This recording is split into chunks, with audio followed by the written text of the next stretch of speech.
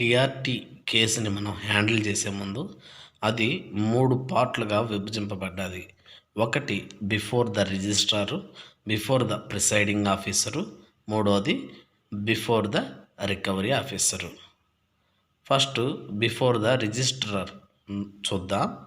The bank files an application before DRT which is called as original application or OA. మనం bank వాళ్ళు ఆ డిఆర్టీకి సంబంధించిన application file చేస్తారు కదా, దాన్ని ఒరిజినల్ అప్లికేషన్ ఆర్ ఓఏ అంటారు. దాన్ని ఒరిజినల్ అప్లికేషన్ అదే ఫైల్ చేయటాన్ని, ఆ డిఆర్టీ ఫైల్ చేయటాన్ని ఒక అకౌంట్ తీసుకుంటే దాన్ని ఫైల్ చేస్తాం కదా, దానికి కావాల్సినటువంటి ఫార్మెట్స్ ఏ అంటే RAC1 ఫార్మెట్ అని ఒకటి ఉండిద్ది. దాంట్లో లోన్ యొక్క ప్రతి ఒక్క డీటెయిల్స్ దాని గురించి రాయాల్సి వస్తుంది. లోన్ అప్లికేషన్ అంటే మార్టిగేజ్ చేసినటువంటి ఆ డీడ్ మార్టిగేజ్ సర్టిఫికెట్లు ఇవంటి guarantor certificate, borrower certificate, sanction letter, legal notice పంపించుంటాం కదా కస్టమర్కి, ఆ legal notice, acknowledgement card, Aadhaar card xerox, PAN card xerox, ఆ షూరిటీ బారోవరు వాళ్ళిద్దరికి ఇవ్వాలి. ప్రతి ఒక్క లోన్ డాక్యుమెంట్ మీద వీళ్ళ సిగ్నేచర్ అనేది ఉండాలి. ఎవరిది? Chief manager or above. All these are send by register post. ఇవన్నీ కూడా సైన్ అయిన తర్వాత రిజిస్ట్రార్కి సెండ్ బై రిజిస్టర్ పోస్ట్ అనేది చేయాలి. అందులో scrutiny and registration by the registrar on the receipt. The registrar endorses the date of receipt and scrutinises the application. అతను దాన్ని చాలా సూక్ష్మంగా పరిశీలిస్తాడు. Issue of summons. After scrutiny of the application the presiding officer issue summons to the respondent to show the cause within 30 days of the receipt as to why the relief prayed for by the lender for the recovery of the loan should not be granted by the tribunal. అంటే ఇక్కడ ఏం చెప్తున్నారంటే, మామూలుగా ఈ registrar అనే అతను application అనేది చాలా సూక్ష్మంగా క్లియర్గా చదివిన తర్వాత ప్రిసైడింగ్ ఆఫీసర్ ముందు పెడితే ప్రిసైడింగ్ ఆఫీసరు రెస్పాండెంట్కి ఈ నోటీస్ అనేది ఇష్యూ చేస్తాడు. ఏమని ఇష్యూ చేస్తాడంటే, లెండింగ్ మీకు ఇచ్చినటువంటి లోన్ ఇచ్చినటువంటి లెండరు మా దగ్గరికి వచ్చి ఇలా ఎందుకు ఇట్లా మీ మీద కేసు వేసుకునేలాగా మీరు ఎందుకు చేసుకుంటున్నారు, దీనికి మీరు ఏం సమాధానం ఇస్తారని ఇట్లా ఈ సమ్మన్స్ అనేది ఇష్యూ చేస్తారు బారోవర్కి, గ్యారెంటర్కి. తర్వాత before the presiding officer filing of evidence by the bank. The case is listed by the registrar before the presiding officer as per listing. The lending bank has to file affidavit before the PO. The affidavit should be filed by a senior officer of the bank, therefore of the rank of chief manager. మామూలుగా ఏం the case is listed by the register before the PO as per listing the lending bank has to file affidavit before the presiding officer ముందు ఆ filing అనేది పెట్టాలి. తర్వాత filing of return statement, claims counter, claims for setting off by the respondent. Filing of return statement, claims counter, claim for set up by the respondent. At this stage, the respondent, borrower or guarantor filed their return statements in reply to the summons issued by DRT. Such reply written statement should be filed within 30 days of the receipt of summons or within such time as may be permitted by the tribunal. మామూలుగా presiding officer అనే అతను ఈ బారోవర్కి, షూరిటీకి summons అనేది అదే notice అనేది issue చేస్తాడు కదా, issue చేసిన కాడి నుంచి 30 రోజుల్లోపు వీళ్ళు ఒకవేళ వాపస్ తిరిగి ఈ బ్యాంక్ మీద ఏమైనా కేసు వేయాలనుకుంటే 30 రోజుల్లోపే వేసుకొని అంటే వాళ్ళ గోడ్ అనేది వినిపించుకోవచ్చు. అలా వినిపించుకోవటం వల్ల ఏం జరిగిందంటే, అంటే వాడు బ్యాంక్ కోడు ఇది వేస్తాడు కదా, మామూలు కేసు వేస్తాడు కదా, కేసు వేసినప్పుడు ఆ కేసు సరిగ్గా ఉండాలి. ఇప్పుడు కస్టమరు రీజన్ చెప్తాడు, రీజన్ బట్టి కస్టమర్కి ఫేవరబుల్గా కొంత ఓటీఎస్లో అమౌంట్ అనేది ఎక్కువ తగ్గించి, ఇప్పుడు 20 లక్షలు ఉందనుకోండి, కస్టమరు తన గోడు వినిపిస్తాడు. గోడు కరెక్ట్గా ఉందనుకోండి, ఇప్పుడు పొలం విషయానికి వస్తాం, పొలంలో అది పోయింది, ఇది పోయింది, బాగా లాస్ వచ్చింది, వాతావరణం లేదు, మీకు తెలుసు కదా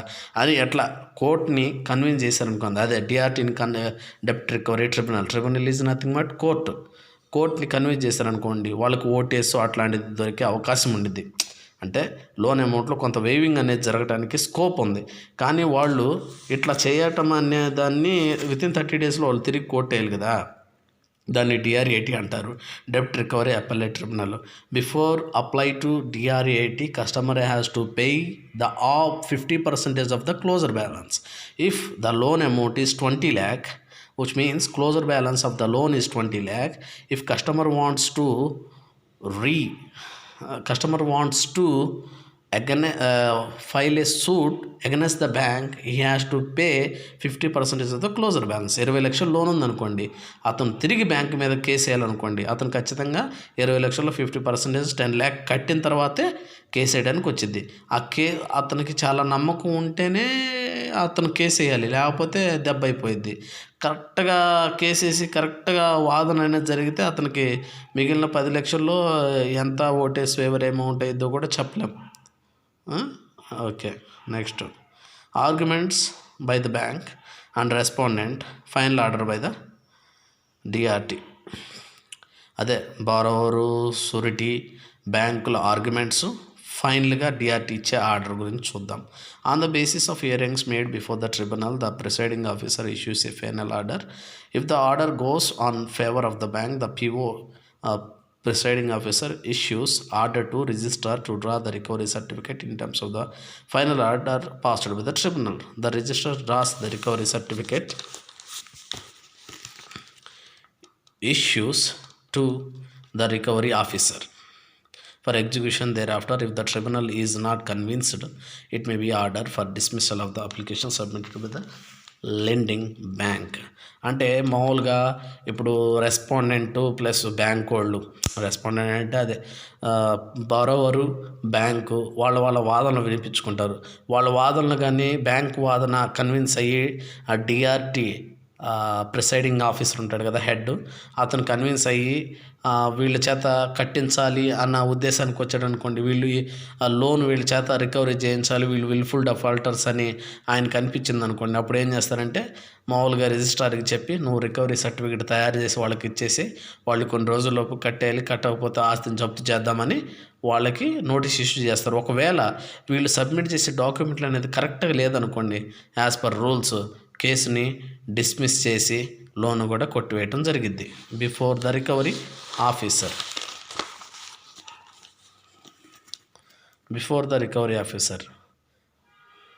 the recovery certificate is issued within a week of passing final order.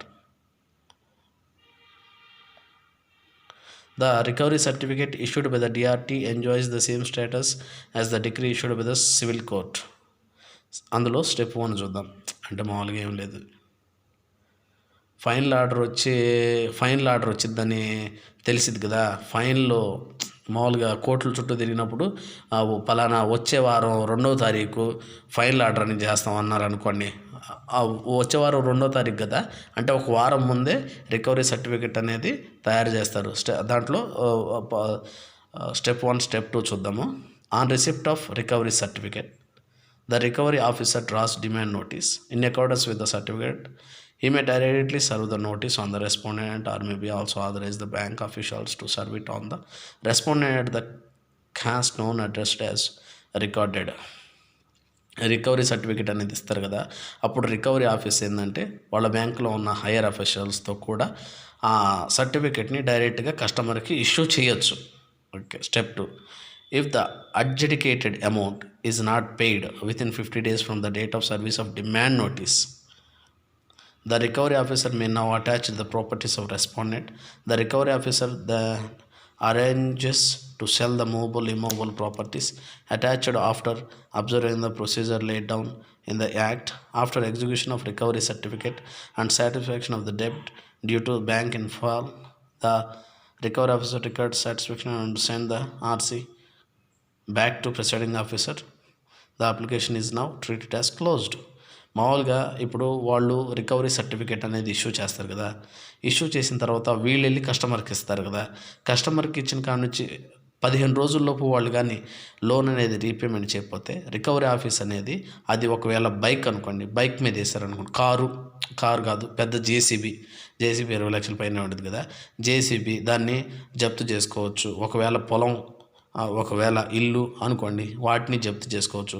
కాదు కస్టమర్ వచ్చేసి ఎంతో కొంత ఓటేసి అమౌంట్ కట్టేశాడు అనుకోండి, బ్యాంకు రికవరీ ఆఫీసర్ సాటిస్ఫై అయ్యాడు అనుకోండి, అప్పుడు ఆ లోన్ని క్లోజ్ అయిందని లెక్క ట్రీట్ చేసి ఆ రికవరీ సర్టిఫికేట్ని తిరిగి ప్రిసైడింగ్ ఆఫీసర్కి పంపించి వేస్తారు. ఇప్పుడు నెక్స్ట్ పార్ట్ 3 చూద్దాం.